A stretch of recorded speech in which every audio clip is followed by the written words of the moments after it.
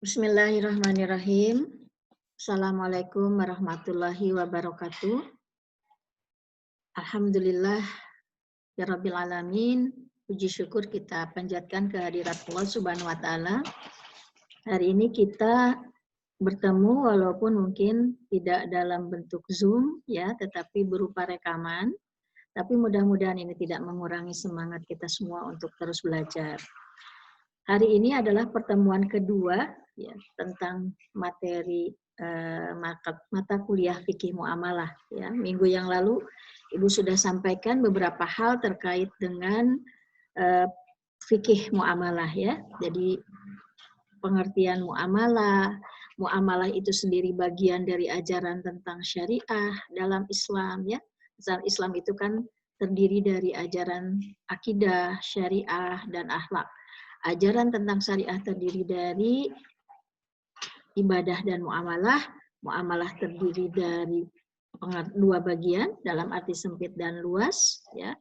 Nah, dalam arti sempit kita membahas tentang hubungan manusia dengan manusia yang lain, aturan-aturannya bagaimana yang terkait dengan harta. Ya, dalam bahasa sederhananya, dalam aktivitas ekonomi. Apa saja yang diatur oleh Islam dalam aktivitas ekonomi ya yang dikerjakan ini kegiatan kita sehari-hari. Nah, di pertemuan kedua ini kita akan mulai masuk kepada hal yang mendasar dari kegiatan muamalah ya, yaitu kita akan bicara tentang hak dan kewajiban. Karena pada dasarnya hubungan manusia itu adalah hubungan hak dan kewajiban ya. Muamalah, hubungan manusia dengan manusia yang lain, pada dasarnya dari sisi madiyah, ya, karena minggu yang lalu Ibu sampaikan muamalah itu yang dalam arti sempit ya terdiri dari dua bagian, madiyah dan adabiyah. Nah, madiyah bicara tentang rukun syarat, hal-hal yang dipenuhi secara hukum, ya, sedangkan adabiyah menyangkut subjeknya, apa yang harus ada dalam subjek pelaku ya terkait dengan aktivitas muamalah, apa yang harus ada pada seseorang atau pada badan hukum ya. Misalnya aspek adabiyah ini contohnya adalah jujur, amanah gitu ya, ridho. Nah, itu termasuk adabiyah. Nah, jadi pada dasarnya tadi hubungan manusia dengan manusia yang lain yang kita sebut dengan muamalah itu pada dasarnya adalah hubungan hak dan kewajiban. Oleh karena itu, kita harus memahami pengertian hak dan kewajiban ini. Ya, karena inilah yang merupakan dasar hubungan kita dengan manusia yang lain. Ya, dalam keluarga, hubungan anak dan orang tua itu pada dasarnya hubungan hak dan kewajiban. Ada hak anak, ada hak orang tua, tetapi sekaligus juga di situ ada kewajiban anak dan kewajiban orang tua. Suami istri juga sama, ya, ada hak suami dan istri, ada kewajiban suami dan istri. Hubungan pemimpin dengan rakyatnya juga sama. Pada dasarnya ada hak dan kewajiban di antara keduanya. Hubungan majikan dan pegawainya, hubungan guru dan muridnya, ya, semua, bahkan hubungan tetangga yang satu dengan yang lainnya dari sisi madiyah pada dasarnya berbicara hubungan hak dan kewajiban. Masing-masing punya hak, tetapi seiring dengan hak itu ada kewajiban yang harus ditunaikan. Nah, inilah yang akan kita bicarakan hari ini ya, bahwa urgensi ya dalam muamalah ini pada dasarnya adalah tadi hak dan kewajiban ya. Ada hadis Nabi yang menjelaskan bahwa akmalul mu'minina imanan ahsanuhum khuluqa ya. Antara ajaran akidah, syariah, akhlak itu harus sinergi, harus bersatu, bersama, harus integral. Jangan satu-satu. Ajaran akidahnya dijalankan, tapi syariahnya diabaikan. Atau dalam akhlaknya masing-masing, ya. Tidak ada tidak ada tidak terintegrasi, harus terintegrasi. Jadi seorang tidak bisa mengatakan saya beriman, tetapi tidak taat pada syariah, termasuk dalam bidang muamalah ini. Ya, hubungan dengan sesama manusia diabaikan aturan-aturan Allahnya, tidak bisa. Ya, demikian juga seorang mengatakan saya beriman, tetapi dalam sikap perilakunya buruk gitu ya, akhlaknya tercela, tidak bisa. Kata Nabi, akmalul mu'minina imanan ahsanuhum khuluq, ya. Jadi keimanan seseorang itu cerminannya apa? Cerminannya adalah ketaatan kepada syariah dan keindahan akhlaknya, ya. Ini pentingnya hak dan kewajiban ini. Sehingga tadi pada dasarnya hubungan muamalah itu bersumber pada penegakan hak dan kewajiban, ya. Nah, yang ini yang harus kita pahami bahwa di dalam ajaran Islam antara hak dan kewajiban itu seimbang. Tidak boleh ya selama ini ya apa yang kita dengar dari apa yang disebut dengan HAM, hak asasi manusia itu ya mengakibatkan seseorang hanya berpikir tentang haknya saja, tapi tidak berpikir tentang kewajibannya. Padahal hak seseorang itu akan dia peroleh apabila kewajibannya ditunaikan. Ya, jadi ketika seseorang menuntut hak tetapi mengabaikan apa yang menjadi kewajibannya, ini bukan ajaran Islam. Ya, gitu. Jadi harus ketika kita berbicara HAM, hak asasi manusia, maka otomatis harus ada KAM, kewajiban asasi manusia di situ. Ya, karena hak dan kewajiban itu seimbang. Seseorang memperoleh hak itu sesuai, seimbang dengan kewajiban yang ditunaikannya. Nah, kita lanjutkan ke pengertian hak ya. Pengertian hak itu sendiri ya, secara bahasa ya itu kalau kita temukan di dalam Al-Qur'an karena ada kata-kata hak juga kita yang bisa kita temukan di dalam Al-Qur'an. Misalnya ya al-haqqu mir rabbika fala takunanna minal mumtarin ya, itu ada di dalam Al-Qur'an. Hak di situ secara bahasa artinya adalah ketetapan ya. Bahkan bisa berarti juga kewajiban gitu hak itu kalau di dalam ayat itu ya. Tetapi secara istilah hak itu adalah satu ketentuan yang telah ditetapkan Allah ya. Syara, yang dimaksud dengan syara itu adalah pembuat syariat. Siapa? Allah ya. Jadi hak itu adalah satu ketentuan yang telah ditetapkan Allah, syara sebagai pembuat syariat, berupa apa? Kekuasaan untuk mendapatkan sesuatu. Bahkan kita boleh menuntutnya. Ya, itu hak. Ya, dalam ajaran Islam, hak ini adalah pemberian Allah. Ya, memang ketika kita punya hak itu dari siapa? Bukan karena ya itu hak dari diri kita sendiri, tidak. Hak itu diberikan oleh Allah. Oleh karena itu kita harus menggali hak-hak apa saja yang diberikan Allah kepada kita. Jangan kita mengatakan ini hak saya, ya, untuk dihargai, dihormati. Hak saya untuk dibayarkan misalnya hutang, hak saya untuk mendapatkan barang yang baik ya dalam proses jual beli. Nah, dalam Islam itu sumber pemberian hak-hak seperti tadi itu dari Allah. Ya. Sehingga ada perbedaan ya antara jual beli yang didasari bukan karena ibadah dan ibadah.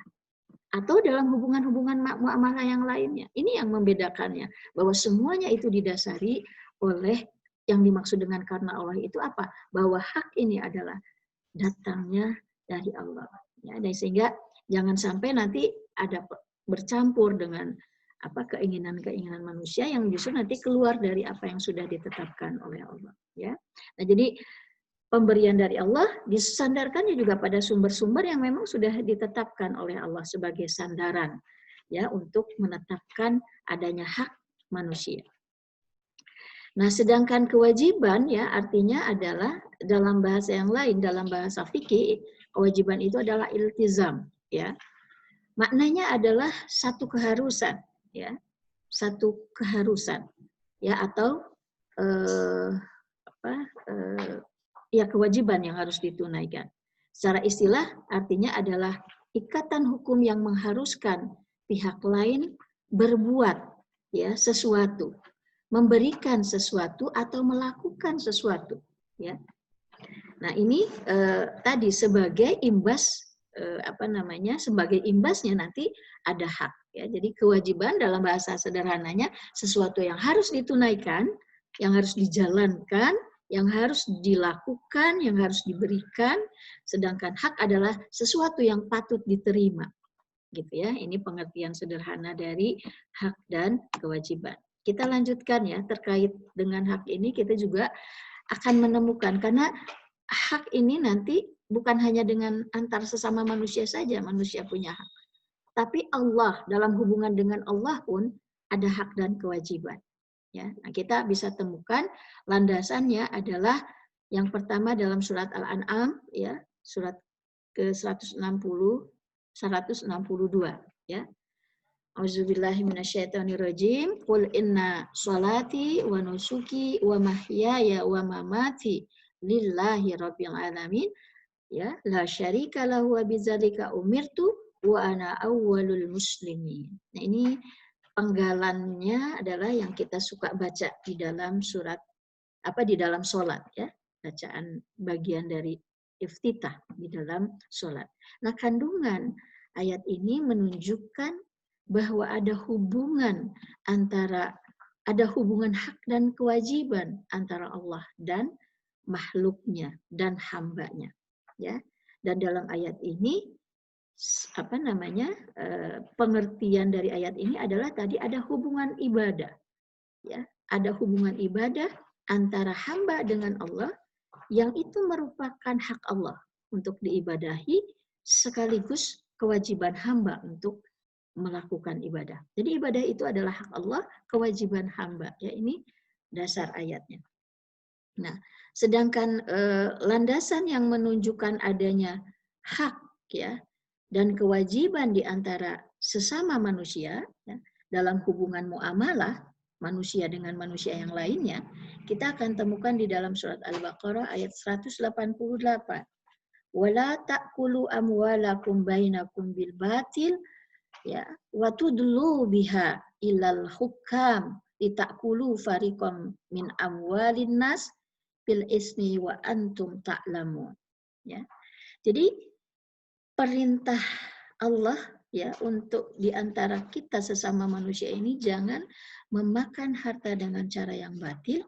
Ya, ini menunjukkan bahwa satu sama lain itu punya hak dan kewajiban. Ya, hak untuk menerima dan hak untuk memberi. Hak untuk melakukan sesuatu dan hak untuk mendapatkan sesuatu dari yang sudah dilakukannya. Ya, ini dasar bahwa di dalam Al-Quran ada, ya, hubungan hak dan kewajiban ini diatur, ya, di dalam Al-Quran. Nah, kita lihat, ya, pembagian hak ini, ya. Jadi sebenarnya banyak pembagian hak ini, ya, tapi kita ambil dua hal saja. Ya, pertama dari segi pemilik hak, ya. Para ulama membagi pembagian hak ini dari segi pemiliknya, ya. Ada 3. Ada hak Allah, hakullah, ada hak adami atau hak manusia, dan yang ketiga ada hak mustarak, hak gabungan antara Allah dan manusia. Ini dari segi pemiliknya, ya. Kita lihat hak Allah. Ya, hak Allah yang dimaksud adalah dalam hubungan Allah dan makhluknya, dan hak dalam hal ini adalah manusia, ada hak Allah di situ, ya. Dan ini tercermin dari apa? Kewajiban-kewajiban yang ditetapkan Allah untuk manusia dalam peribadahan. Ya, ketika kita sholat, di situ adalah hak Allah untuk ditunduki, untuk ditaati, untuk dipuji, untuk ditaati. Ya. Jadi dalam ibadah itu ada hak Allah dan kewajiban hamba. Dan atas kewajiban yang ditunaikan oleh hamba itu Allah menjanjikan, ya, menjanjikan pahala. Itulah kemudian hak manusia. Ya, jadi atas kewajiban yang ditunaikan oleh manusia itu kemudian lahir juga hak. Ya, apa? Pemberian pahala dari Allah. Gitu, ya. Jadi tadi terus berputar, ya, hubungan hak dengan Allah, hubungan manusia dengan manusia itu adalah tadi perputaran antara hak dan kewajiban. Nah, ini sunatullahnya begitu, ketetapan Allahnya seperti itu, ya. Jadi dalam ibadah itu ada hubungan hak dan kewajiban antara hamba dan Allah. Yang kedua, ya, contoh hak Allah itu ada pada ketaatan dalam perintah-perintah yang sifatnya wajib. Ya.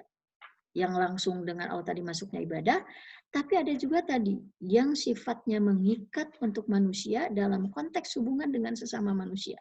Contohnya adalah nanti kita temukan dalam aturan-aturan pidana, ya, hukum jinayah. Ya, ketika Allah di dalam Al-Quran mengatakan asyariku wasyariqatu faqta'u aydiyahuma, maka mencuri yang ditetapkan hukumannya potong tangan itu hak Allah untuk ditunaikan. Az-zaniyatu waz-zani fajlidu kulla wahidin minhuma zaldah. Itu juga hukuman zina, ya, itu masuk hak Allah. Ya, jadi hukuman-hukuman jinayah, ya, perkara-perkara jinayah, perkara-perkara pidana, khususnya yang hudud, yang sudah ditetapkan sanksinya oleh Allah di dalam Al-Quran, itu termasuk hakullah, hak Allah untuk ditunaikan. Ya, dan menjadi kewajiban hamba makhluk untuk menunaikannya. Satu hal yang harus diingat, ketika berbicara hak Allah, ketika itu ditunaikan, kepentingannya bukan untuk Allah. Ya, dalam ibadah, kepentingannya akan kembali pada individu yang melaksanakan ibadah. Kenapa? Karena ibadah, ya, menjalin hubungan yang baik dengan Allah, ya, impasnya, efeknya akan baik untuk individu yang bersangkutan. Akan ada rasa tenang, akan ada kebutuhan yang terpenuhi, yaitu kebutuhan batin. Ya, Allah yang menciptakan manusia, Allah tahu kebutuhan batin manusia apa. Maka Allah perintahkan bukan hanya kulu washrobu, bukan hanya makan dan minum untuk memenuhi kebutuhan lahiriah, tapi juga aqimus sholah, ya, dirikanlah sholat, karena jiwa manusia itu memerlukan itu. Jadi hak Allah ketika dipenuhi bukan untuk manusia, ya, keuntungannya, tapi untuk Allah. Demikian juga ketika tadi ayat-ayat tentang jinayah dipenuhi, hukuman zina, mencuri itu dipenuhi, bukan untuk Allah. Itu untuk ketertiban umum, untuk ketertiban manusia secara umum. Maka tadi untuk hukum pidana ini adalah kategori-kategori hukum publik, ya. Jadi untuk pelaksanaan hukum-hukum yang sifatnya pidana, ya, kenapa itu menjadi hak Allah? Karena itu semua kalau dijalankan kepentingannya melindungi kepentingan umum, kepentingan publik. Ya, kenapa membunuh, berzina, mencuri itu masuk pada hak Allah? Karena kalau itu dijalankan, maka ketertiban umum akan tercipta. Tapi sebaliknya kalau tidak dijalankan, maka akan terjadi kekacauan, ya, kerusuhan, ya, ketidaktertiban di dalam masyarakat, ya. Nah, ini hak Allah. Yang kedua, hak adami.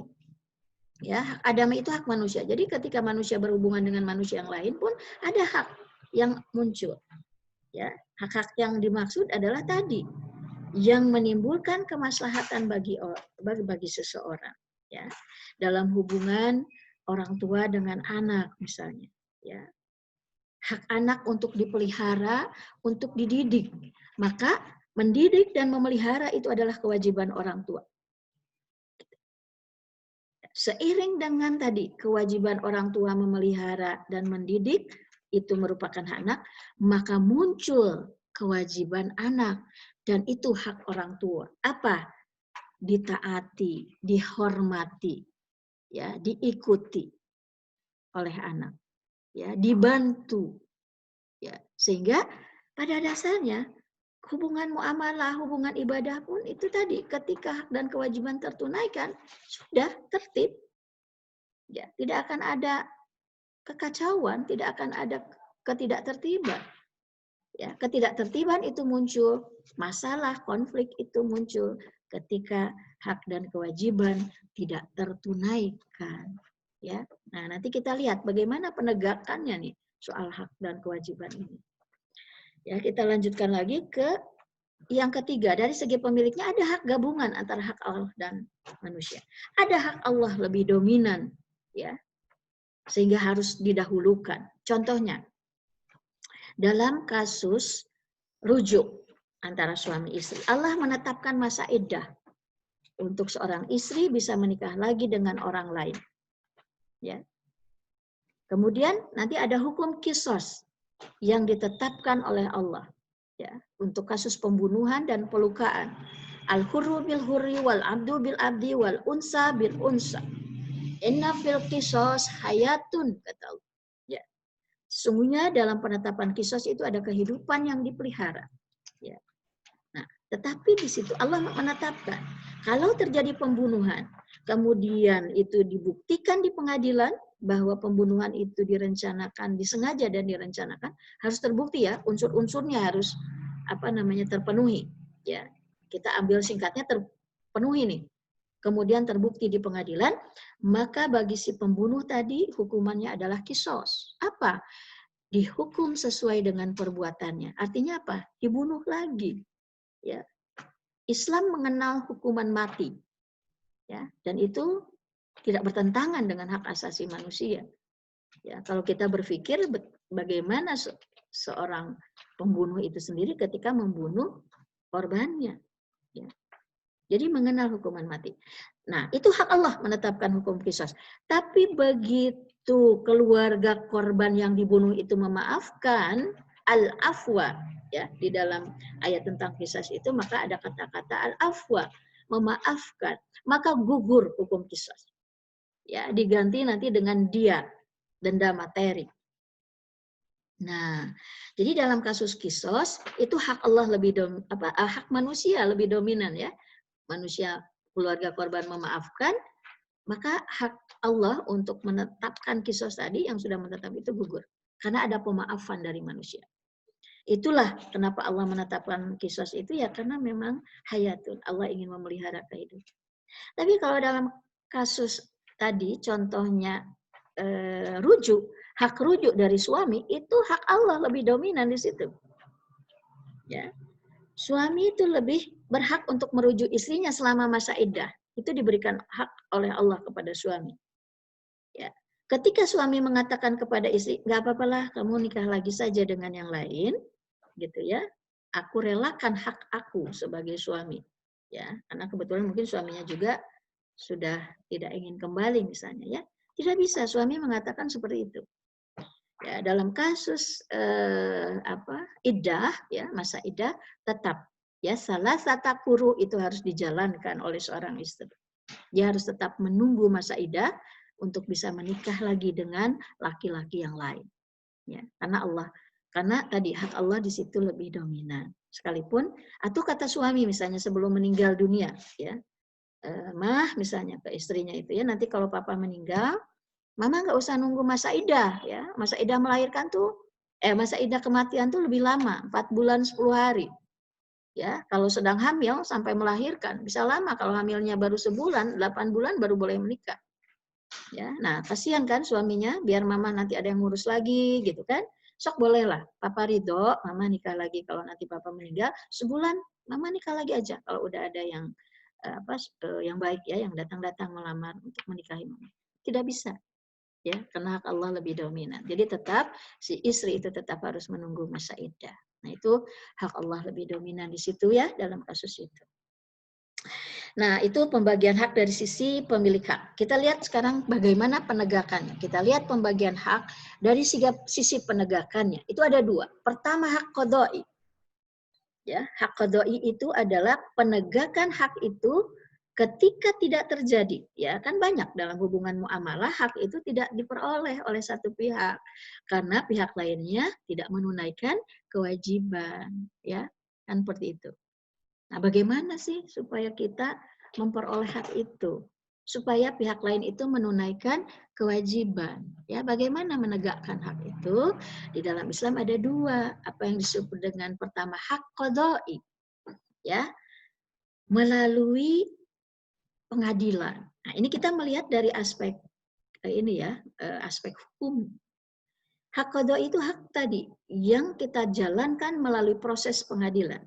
Ya, jadi Islam mengenal peradilan, mengenal proses peradilan. Ya, Islam mengenal institusi pengadilan. Ya, tidak barbarisme. Ya, main hakim sendiri tidak. Ya, jadi harus tadi melalui pengadilan. Ya, bagaimana nih orang tidak menunaikan kewajiban? Ya, istri bisa mengadukan kepada hakim. Suami saya begini dan seterusnya. Boleh. Ya, nanti disitulah kemudian nanti diputus oleh hakim tentang bagaimana, gitu ya. Jadi melalui pengadilan. Nah, lalu bagaimana kalau hak-hak ini tidak bisa dituntaskan, diselesaikan melalui pengadilan? Jadi wan prestasi gitu kan, tidak menunaikan, ke pengadilan juga tidak. Karena banyak faktor ya, apalagi zaman sekarang banyak orang yang merasa aduh pengadilan ini ribet ya, harus ini harus itu. Bahkan ada mindset sekarang ya untuk masyarakat Indonesia ini kalau kita ke pengadilan tuh harus siap duit banyak. Ya, kita kehilangan 10 juta, 100 juta kalau ngurus ke pengadilan untuk supaya hak itu kembali, malah nanti kehilangan berlipat-lipat. Ya, makanya orang malas ke pengadilan. Ya, banyak masalah-masalah ya tentang ketidak tertunaikan hak ini yang tidak sampai kepada pengadilan. Ya diam saja gitu ya, sudahlah ikhlas saja gitu. Tapi disebut ikhlas juga tidak, ya. Gitu. Seperti apa? Nanti kita lihat ya dari aspek adabiahnya. Kita lihat dari aspek hukum. Ya. Ada nih, ada yang disebut dengan tadi hak qadoi, yang kedua ada yang disebut dengan hak diani. Ini yang harus kita khawatirkan sebenarnya ini hak diani. Hak diani ini adalah tadi hak-hak yang pelaksanaannya tidak dapat dicampuri atau diintervensi ya oleh kekuatan manusia termasuk hakim atau negara. Ya. Jadi ketika persoalan itu tidak terselesaikan di dalam ajaran Islam kita mengenal ada yang disebut dengan hak diani. Allah sendiri yang turun tangan menyelesaikan masalah ini. Baik di dunia maupun akhirat. Bukan hanya akhirat. Kalau akhirat jelas ada pengadilan Allah nanti. Di dunia juga ada. Ini yang harus kita khawatirkan ketika persoalan kita di dunia nggak tuntas, tidak selesai. Bukan hanya di akhirat akan menjadi pertanggungjawaban, ya, tetapi di dunia juga akan ada teguran dari Allah. Maka apa? Wujudnya apa? Wujudnya teguran-teguran Allah. Bisa berupa musibah, sakit, itu dalam banyak beberapa keterangan. Makanya kenapa bagi seorang muslim ketika ditimpa musibah, ketika ditimpa sakit, ya itu harus banyak beristighfar, memohon kepada Allah. Mungkin ini berkaitan dengan hak-hak orang lain yang kita tidak penuhi, ya, dan kita tidak selesaikan ya secara tadi langsung, istilah kita kekeluargaan ya langsung selesai, juga tidak ke pengadilan. Gitu. Nah, maka kan tadi sakitnya seorang mukmin itu ya harus disadari, sakitnya seorang mukmin itu menggugurkan dosa. Ya, musibah yang menimpa itu menggugurkan dosa, harus disadari bahwa itu mungkin karena ada hak-hak orang lain yang terikat dengan kita yang belum kita selesaikan. Ya, mudah-mudahan, nah dengan ini apa namanya kita tadi terselesaikan. Ya. Makanya kenapa seorang muslim itu mesti bercita-cita, berkeinginan syariah Islam itu tegak. Bukan untuk mengacau balaukan NKRI, bukan. Itu kepentingannya untuk kita sendiri. Ketika kita punya masalah, selesai di dunia ini. Karena itu lebih terukur. Ya. Apa yang ditetapkan oleh pengadilan, apa masalah yang ada itu lebih terukur ketimbang tadi. Jangankan di akhirat, hak dia nih yang di dunia saja itu harus kita khawatirkan. Itu lebih tidak terukur. Ya, bentuknya apa teguran Allah? Ya, kan banyak orang senang terbebas dari hukuman korupsi. Kenapa? Karena punya pengacara yang handal misalnya, ya. Terbebas dari merasa menang di pengadilan misalnya. Atau bahkan alhamdulillah tidak sampai ke pengadilan. Kenapa? Ya udahlah gitu ya, kita yang untung. Tidak boleh, kita harusnya takut. Nanti bentuk teguran Allah tadi yang disebut dengan hak diani itu akan seperti apa? Kita nggak tahu. Yang tidak terukur lebih harus kita khawatirkan. Ya, harus lebih kita khawatirkan. Nah ini ya, jadi dari segi pemiliknya ada 3, hakullah, hak adami, hak mustarak. Dari sisi penegakannya, hak diani dan hak qadai. Oke. Nah, selanjutnya adalah sumber hak ya atau sebab-sebab adanya hak. Tadi sudah disebutkan di awal. sumber hak bagi seorang muslim itu adalah datangnya dari Allah, bukan dari kita sendiri. Bukan dari kekuatan kita sendiri, bukan karena kemuliaan kita sendiri, bukan. Itu diberikan Allah. Ya, diberikan Allah. Makanya ada kerendah hatian kita apa? Tidak ada apa-apa. Ya, tanpa diberi oleh Allah, kita tidak punya hak apa-apa. Syari itu adalah yang membuat syariat. Nah, ada ya sebab hak itu bahkan tanpa sebab. Ya, contohnya tadi ibadah. Dalam hubungan ibadah itu ya, dalam hubungan dengan Allah itu ya sebenarnya bukan tidak tanpa sebab juga ya, karena ada reasoningnya ya. Reasoningnya ada. Kenapa kita harus beribadah kepada Allah? Ya, karena Allah yang sudah menciptakan kita. Allah memberikan kita kehidupan. Ya. Nafas kita, udara yang kita hirup ini gratis. Ya. Masa kita tidak menunjukkan itu dengan tadi bentuk-bentuk rasa syukur dalam bentuk ibadah? Ada itu reasoningnya ya. Tapi seringkali kita tidak banyak yang kita tidak cari ya reasonnya. Padahal ada reasonnya ada.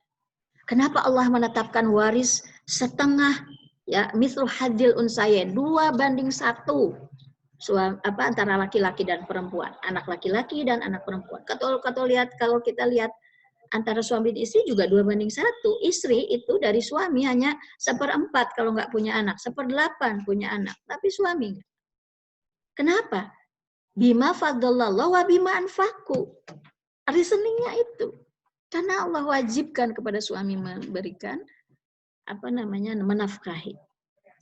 Dan dengan tadi kewajiban menafkahi itu Allah sudah siapkan fadl. Keutamaan yang ada pada laki-laki. Jadi tadi memang pemberian itu hak itu dari Allah. Ya. Begitu ada pernikahan muncul, diberikan oleh Allah. Ya, seimbang, ya. Atas tadi hak misalnya tadi atas hak hak istri dinafkahi, maka muncul kewajiban istri. Apa? Fasolihatu qanitatun hafidhatun. Itu nggak sama ya. Jadi kalau kewajiban dan hak itu jangan pandang nanti sendiri nih kalau bicara hak laki-laki perempuan khususnya dalam suami seringkali ini juga jadi masalah baru ya. Bahkan sekarang soal gender ini menjadi topik yang luar biasa ya dengan seiring berkembangnya feminisme di kalangan kita. Nah, kita harus menyadari hak itu sumbernya kalau bagi seorang muslim dari Allah ya. Siapa sih kita gitu ya yang ini hak kita. No. Ya, bahkan tadi dalam sebuah transaksi. Nah, nanti ada juga ya. Nah, hak itu yang muncul dari transaksi yang kita buat. Jual beli yang kita lakukan, akad kerjasama yang kita lakukan, muncul hak dan kewajiban. Ya, nah ini sebab-sebab adanya hak ya. Yang selanjutnya adalah dari perbuatan yang bermanfaat. Ya, perbuatan-perbuatan yang bermanfaat itu tadi ketika kita melakukan satu aktivitas dalam kehidupan gitu ya, bisa karena hubungan muamalah itu ya dalam terkait dengan harta tidak selalu wujudnya akad. Kalau akad itu dua pihaknya menyetujui, ya bisa sepihak. Wakaf itu sepihak. Ya walaupun sekarang berkembang ya, akad itu asalnya ikrar. Saya wakaf, udah. Ya sekarang sudah jadi akad. Ya, harus ada nazir yang menerima, yang qabul. Ya, dulu ikrar. Ya. Gitu. Nah, jadi perbuatan yang baik seperti ini, ya ini juga lahir hak dan kewajiban. Ya. Yang kelima adalah tadi perbuatan yang menimbulkan mudarat juga ya.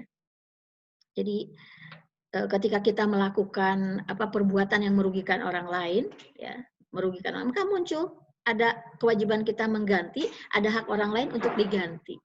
Nah, ya ini sebab-sebab. Nah, terakhir tentang macam-macam hak. Banyak juga macam-macam hak, tapi yang kita contohkanlah dalam pembahasan hari ini ada 3 aja. Penting nih ya, karena hak milik. Hak milik ini nanti terkait dengan harta.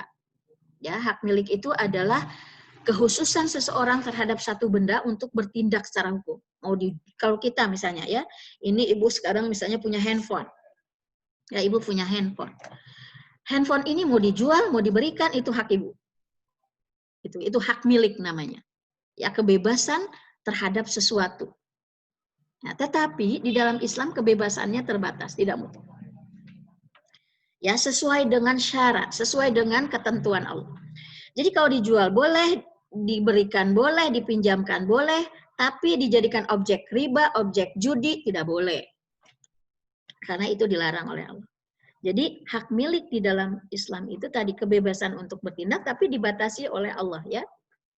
Jadi tidak ada istilah mau aing, kumaha aing, tidak ada dalam ajaran Islam. Harus kumaha Allah ya. Pemilik mutlaknya adalah Allah. Nah, ada nanti ini ya yang akan lebih banyak nanti bicara terkait dengan harta, ini nanti hak milik ini. Selanjutnya kan kita akan bicara soal harta di materi selanjutnya. Nah, contoh yang lain adalah hak majro. Ini adalah hak pemilik lahan yang jauh dari aliran air untuk irigasi. Misalnya, ya ada sumber air, kita perlu ya untuk mengairi sawah kita. Dan untuk mengairi itu kan nanti harus melewati sawah-sawah orang lain. Ya, atau kita ada penampungan air misalnya di rumah ya, tapi untuk PDAM lah ya, dari PDAM ke rumah kita kan lewat gorong-gorong lahan orang lain ya, itu hak majro namanya. Ada hak murur misalnya, kita untuk sampai ke rumah itu kan harus jalan kaki ya, melewati rumah orang lain. Nah, itu hak-hak yang seperti itu dikenal di dalam ajaran Islam ya, bahkan ada hak jiwar, hak bertetangga itu. Nah, ini tentang materi-materi kita hari ini tentang hak dan kewajiban. Mudah-mudahan bisa dipahami ya. Nanti dijawab pertanyaannya, dirangkum ya supaya lebih paham lagi. Terutama nanti dibaca bukunya kalau sudah ada bukunya ya. Baik, ini yang bisa disampaikan. Billahi fisabilil haq. Assalamualaikum warahmatullahi wabarakatuh.